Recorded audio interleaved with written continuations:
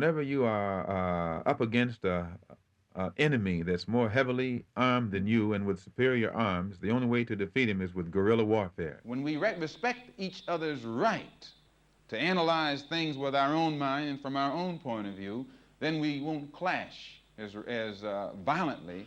America's whole situation is a lunatic fringe. Time has changed, the power has changed. Wherein all the power used to be centered in Europe, it's not centered in Europe anymore.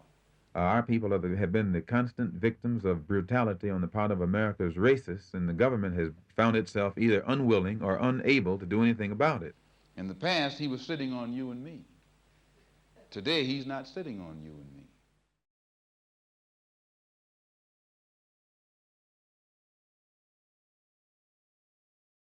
What brings you to London? Well, I came to enjoy the company of some of the local Muslims here in London at the Islamic Cultural Center.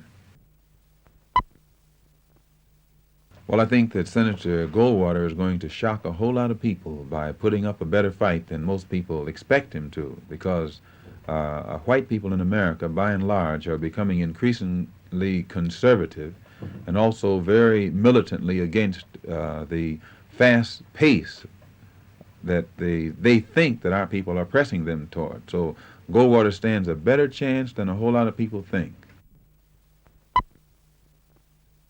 Yes, there probably will be a great deal of violence in the United States because white people in America think that blacks are pushing them too fast, and they are experiencing what they have begun to call the white backlash. But I think that the white backlash is going to produce a black backlash.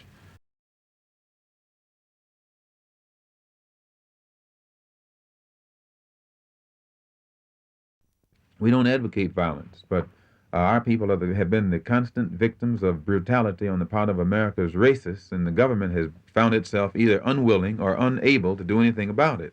So out of necessity, we've reached a point now where our people must form self-defense units with which we can defend ourselves against the southern racists like the Ku Klux Klan, the White Citizens Councils, and others. This really amounts to guerrilla war, doesn't it? Well, whenever you are up against an enemy that's more heavily armed than you and with superior arms, the only way to defeat him is with guerrilla warfare. And if the oppressed people in Asia and Africa and elsewhere have to resort to guerrilla warfare to protect themselves or to gain their freedom, I think that it is only a matter of intelligence to expect 22 million black people in America eventually to develop the same strategy and the same tactics. You have been reported using the words black nationalism. Do you really mean a separate Negro state in the United States? No, we don't mean a separate Negro state, but we do feel that in areas where our people live, our political philosophy of black nationalism with us only means that we should control the politics and the politician in the community where we live. And economic philosophy of black nationalism only means that we should control the businesses and create employment opportunities for ourselves. And the social philosophy of black nationalism only means that we should do something to uplift the standard and the level of our own society and put it on par with others. How many followers do you have? We don't know. We feel that most black people in America who are dissatisfied are in strong sympathy with getting some action right now. And the only right now program, the only right now group in America is the Organisation of Afro-American Unity. There's been great publicity given to the fact that heavyweight champion Cassius Clay is one of your followers. Do you think he's a sincere follower? Well, Cassius is following Elijah Muhammad, and I'm no longer a follower of Elijah Muhammad myself. I do believe that Cassius is sincere in what he has been doing. I was with him during the 9 days, I think, when he was training for the list and fight, and he seemed very sincere. Whether he has understanding to equal his sincerity is another thing. Why did you fall out with Elijah Muhammad? Well, some internal disagreements and differences that I would rather not go into, but I think that they will come out in public before long. These were personal differences? Well, for one thing, I believe in the religion of Islam, and I went to Mecca recently to get a better understanding of it, and I think that the black Muslim movement itself, if it doesn't adopt the Sunni practice of Islam, the orthodox practice of Islam, that it will disintegrate and fall apart. Would you agree that you're on the lunatic fringe of the American Negro movement? Well, I think this that America's whole situation is a lunatic fringe. Anytime you have a country that refers to itself as the free world and a democracy, and at the same time has 22 million of its citizens who aren't permitted citizenship, why, that in itself reflects lunacy, a collective lunacy on the part of Uncle Sam. And you almost have to be insane to deal with an insane man or an insane situation.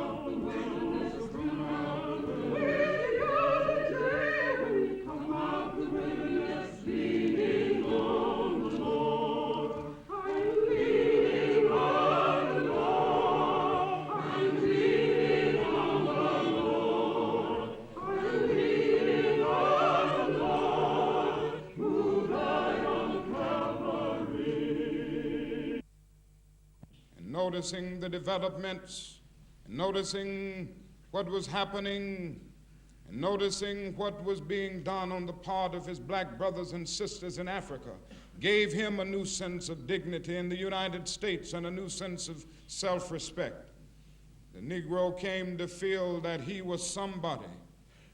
His religion revealed to him that God loves all of his children, and that all men are made in his image, and that the basic thing about a man is not his specificity but his fundamentum, not the texture of his hair or the color of his skin, but his eternal dignity and worth. And so the Negro in America could now cry out unconsciously with the eloquent poet, "Fleecy locks and black complexion cannot forfeit nature's claim. Skin may differ, but affection dwells in black and white the same.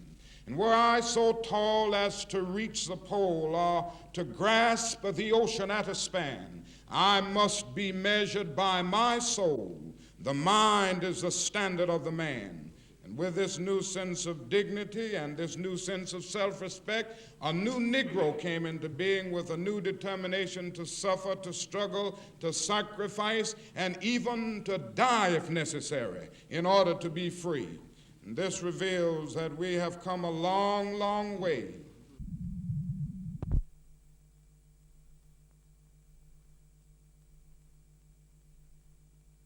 Housing discrimination, joblessness, and de facto segregation in the public schools.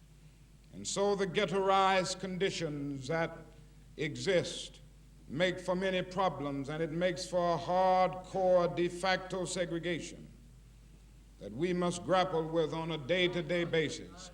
And so this is the problem that we face, and this is the problem that we are forced to deal with.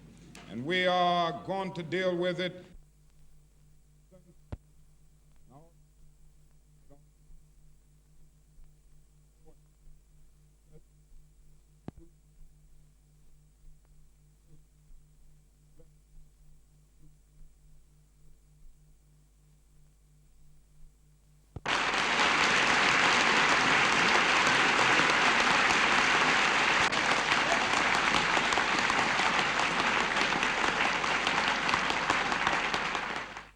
In the past, because Europe was in power, or the European was in power, and the center of power was based in Europe, and when I say Europe, I mean England, all of them, same thing, the European.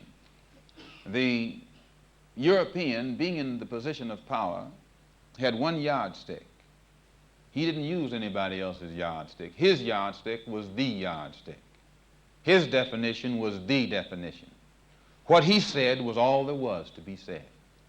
The non-Europeans weren't in a position to say anything. They weren't in a position to use their own brain and come up with their own definition. They weren't in a position even to bring their yardstick out of the closet. But what has happened, and most Europeans don't realize it, time has changed. And time has changed, the power has changed. wherein all the power used to be centered in Europe, it's not centered in Europe anymore. It has divided itself up and is centered in different parts of this earth today. Much of it is in Asia. Much of it is in Africa. It has shifted. And as the people in Africa and Asia get some power of their own, they get a mind of their own. They start seeing with their own eyes and listening with their own ears and speaking with their own mouth and coming to definitions from their own brain. The European definition now isn't necessarily the definition.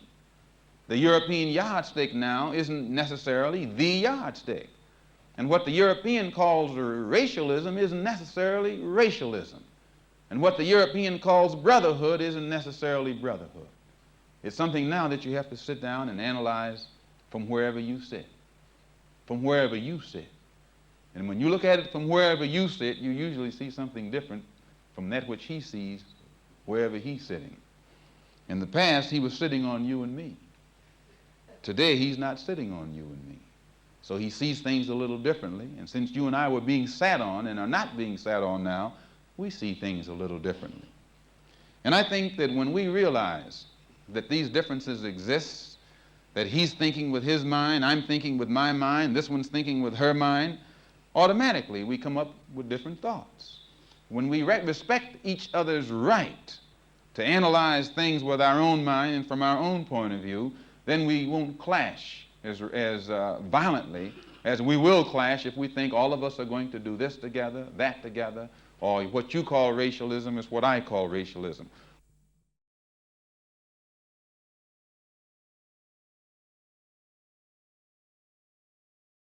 Brief as I can about it. It is very significant, it seems to me. After all, it is north of Europe, which settled America, and it is still until today the image of America that Americans hold in their heads.